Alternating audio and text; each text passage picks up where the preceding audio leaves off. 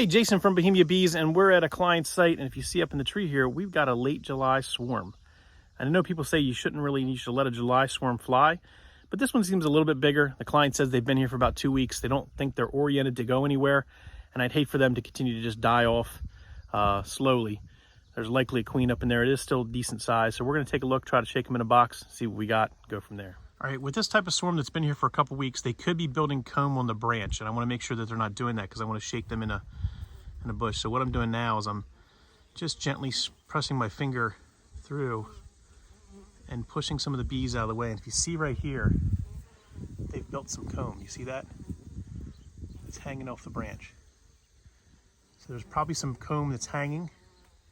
So what I'm gonna do, rather than try to shake them and get them in a flurry, I'm gonna vacuum them in and then see if I can identify the queen and do a little bit of try to salvage that comb that they're starting to build and frame that up for them when they go into their new hive. Let's get to work. All right, folks, so we've decided to shake and not vacuum because that tree branch has a good give to it, and I can get a stack of boxes on my truck, of course, up to it pretty close. So I'm gonna do a quick shake in the box, see what I get, see if I can identify a queen pretty quick, and go from there. All right, I think we're ready to give this a try. We've got our boxes set up. I've got some old comb in here and some old resources as well. So some capped honey and some comb that they can climb onto to kind of get situated. It's a smaller swarm. We'll transfer it in probably a smaller box when we get back to the apiary. But we also want to see what's on that comb in there. So we'll probably cut that out. If they got some brood in there, I might frame that up as well. So let's get them in the box and then get them start to calm down. Once they calm down, then we can see what we got on the comb.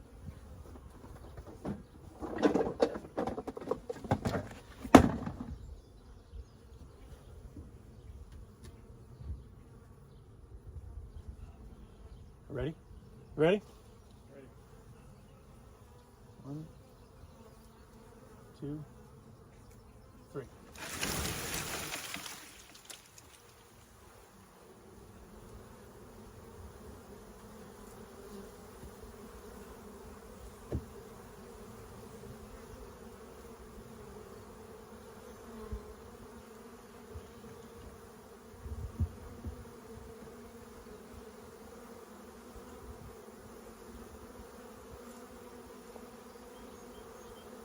So they've drawn out a little bit of comb. I'll bring you in to see a little bit. But it doesn't appear to have any eggs on it yet. It actually appears to have lots of eggs in each of the cell, which many of the beekeepers that follow along, you know what that means. That could mean they have a laying worker and not a queen. So likely this may be queenless.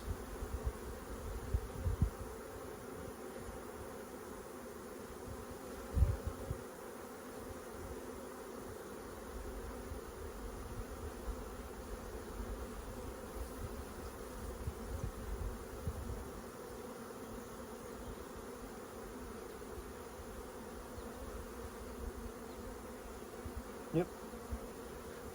I don't know if you can see this or not. There's the piece of comb that was hanging on it. And if you can zoom in close enough, you can see lots of little eggs inside the cells, which means they have a laying worker. They don't have a queen. Take a look. Take a look at the cells in there. You'll see lots of little dots or like pieces of rice. Yeah. That's what a laying worker does. So essentially, every bee, in a hive, there's female, male bees. Queen bees are female. And the worker bees are female. When they're born at the age day 4, in that process of an egg going to hatching into a pupa, or a larva, then a pupa, into a larva, they determine if they need a queen. If they need a queen, they flood that cell with royal jelly and then continue to feed it only royal jelly. They'll develop the cell out really big, make the abdomen, so the abdomen will grow larger. And that one selected cell that they've done that's how they've changed that one worker bee into they allow her ovaries to develop by only feeding it royal jelly. The other ones, the other 99.99% of the eggs that hatch, they feed it something called bee bread, which is a combination of pollen and nectar and honey sometimes. And that stunts the growth of the ovaries and the female bee, so it prevents her from becoming a queen bee. If they didn't do that, if they just fed them all royal jelly, then they would be all queens. But you need worker bees. So this, unfortunately, is likely a laying worker in here. Why they're staying, I have no idea. They don't have a queen. They don't have very little stores. They have a little bit of comb. It's a very odd hive. But I'm going to still take them home, try to get them in a box, get them into a smaller box. I'll add a queen from my apiary to this hive, this small 2 or 3 framer. Maybe a frame of brood from another hive, which will give them a bolster. So these bees can essentially, or I could take these bees and add it to another hive to bolster one of the hives at home. So either way, there's really no queen in here, so they will be added to another hive, or I'll add something to this one to help them. Either way. Does that make sense? So they can be added to any other hive that has an existing queen. They'll still. I'd merge them. There's a process. It's not just a dump in the box thing, but yeah. Yep. So.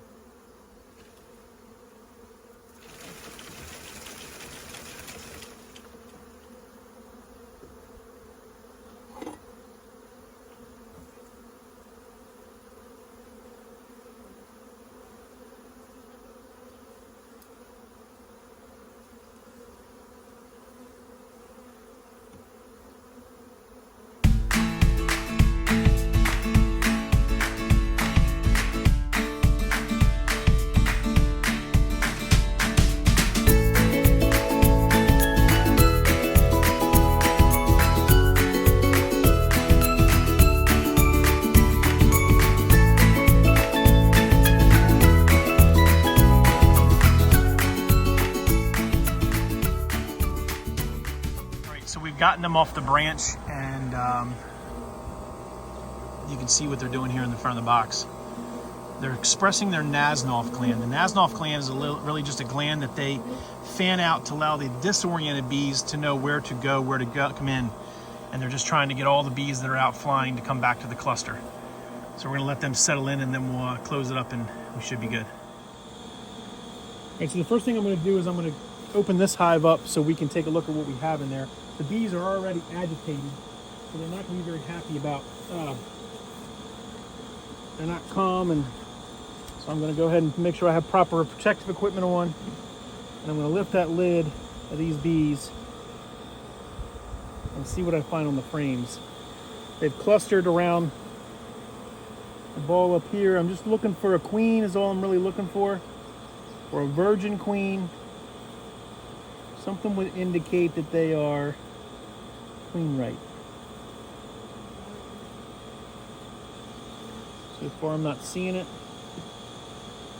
Let's look at the frames to see what we find.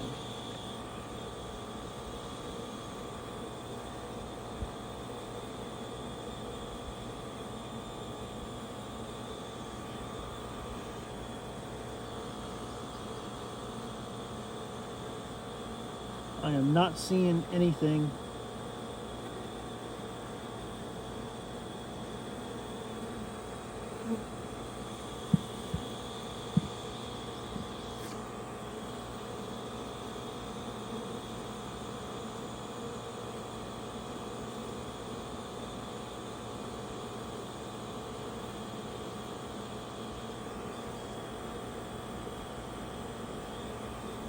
Let's do a double check.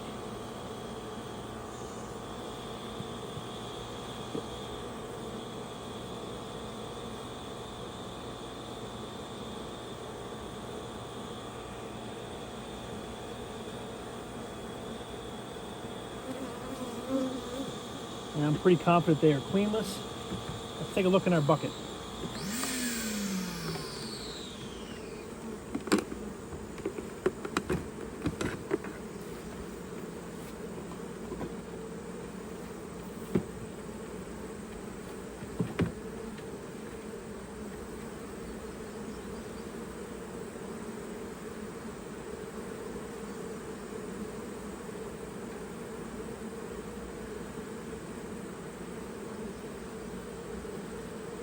See a lot of bees spaced out. I don't think they are queen right. So let's go ahead and do a merge.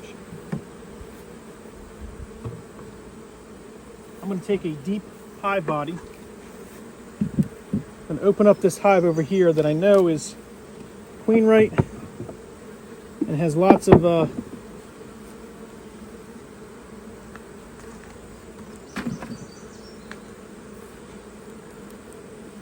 some of that honey off there, the wax off there.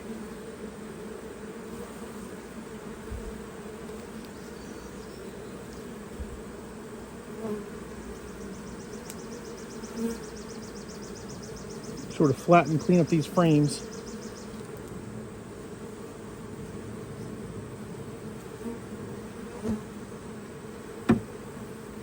Now I'm going to take a couple sheets of paper from my favorite magazine. It's an older version, so I've already got a new version, so but it comes in handy.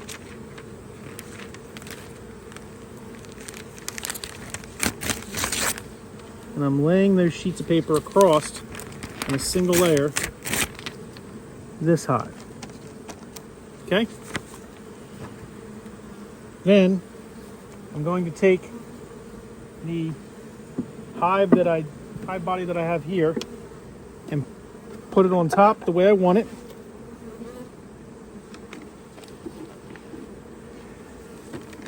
Okay? And then on the inside, I'm just going to slice a couple starter holes that are too small for a bee to go through, but it'll start to spread and have the bees chew through. I don't want them to pour down into the bottom. I want them to gradually be introduced. All right. Now I'm going to take 2 frames that I put in here and set them in here.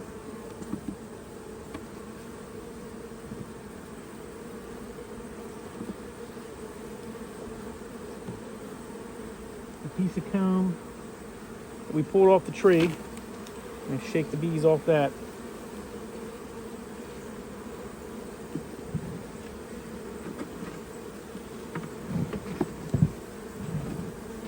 The bees that were on the inner cover, I'm going to give them a nice tap into the box. All right.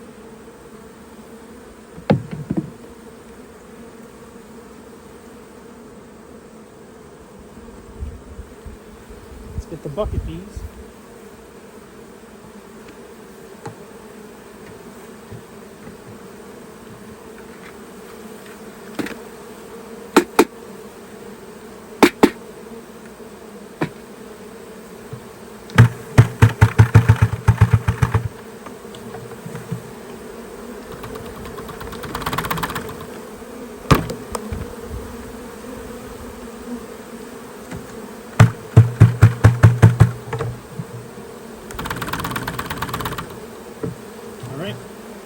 Few of them will fly out once we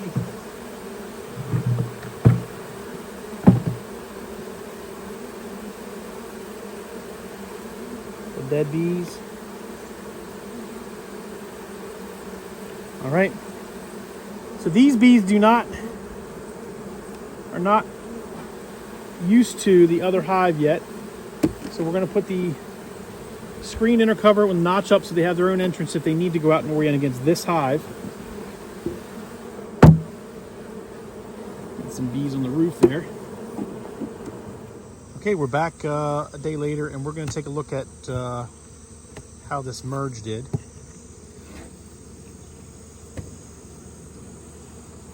You can see if you still got some bees up here working around doing some things.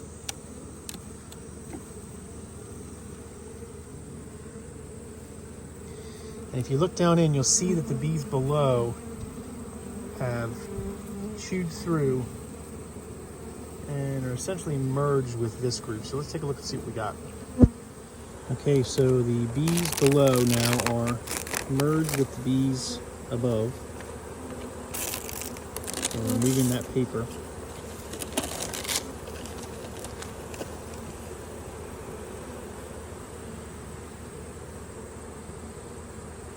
Let's take a look at some frames to see if we're still good below. Okay, so we took that swarm, as you remember, and we merged it with a weaker colony. This was only really a medium, and it only had, I would say, a frame or so of brood. We had just a new laying queen that we installed. We do have definitely some more eggs and larvae in these frames. There's probably about 4 to 5 out of these 10 that have brood in them, really young eggs and larvae. and then some cat food. But the bee volume is definitely a lot more. And that was the point, really. So we took a swarm that was queenless and we installed it into a colony that was weak. And we naturally still have a laying queen. We're still queen right. We're still good to go. And we just have a better bee volume. And really, bee volume is the message here. If you have a very small colony, a weaker colony, you can bolster it by adding a swarm, right? If you have a queenless swarm, or you have a swarm that we found, add it to a weaker colony, bolster that colony. When you bring it here, they'll orient against this hive, where from where you've captured it, and then so there's nothing wrong with a late, July swarm, as people and some beakers like to say, but here at the Bohemia Apiary, we like to make sure that we do our best to give a home to all the bees that are out there, even those late season swarms that tend to be left to fly. We're going to give them a home. So appreciate everyone watching. Make sure you hit the subscribe button down in the corner. We're probably not going to see many more swarms this year, so we're pretty much done with the swarms, and we might have another cutout or two, but we will have a big announcement coming up here shortly to celebrate a milestone. So make sure you check that out and stay tuned. More information on that. But you want to be in part of that, definitely subscribe, hit the alerts button so you can get information about that upcoming event. It definitely is a great event. So thanks for watching, and remember, here at Bohemia Apiary, beekeeping is definitely more than a hobby. It's an obsession. Thanks for watching, everyone.